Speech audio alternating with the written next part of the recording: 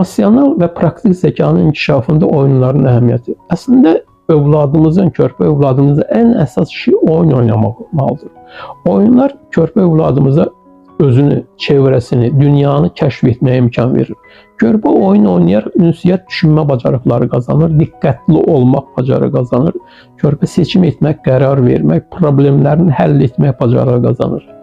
Körpə oyunlar vasitəsilə görmə, hiss etmə, duyma bacarıqlarına sahiblənir. Körpə oyunlar vasitəsilə əzmli, iradəli olmağı, sosiallaşmağı bacarır. Oyunlar körpənin təxəyyülünün, fantaziyalarının, xəyal qurma bacarıqlarının önünü açır. Oyunlar körpənin aqressiv olmasının, qəzəbli, öfkəli olmasının önünü alır. Onu elə bir ki, rahatladır. Deməli, 1966-cı ildə Texas ştatında belə bir hadisə baş verir. Texas Universitetində Charles adlı bir tələbə yoldaşlarını 32-ni güllələyib öldürür, 36-sını da yaralayır.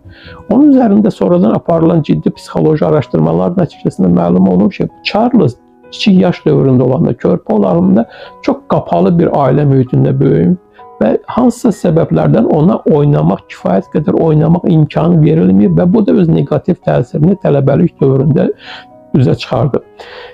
Bütün bu söylədiklərimlə bağlı daha geniş məlumatı Xoşbəxt Uşaqlar Böyütmək üçün Düzgün Valideynlik kitabında əldə edə bilərsiniz. Kitabda eyni zamanda aylar üzrə pedaqoji araşdırmalarla qərarlaşdırılmış, ortaq bir məxrəcə gəlinmiş, aylar üzrə körpələrə hansı oyunlar daha faydalı olar, bundan bəhs edilir.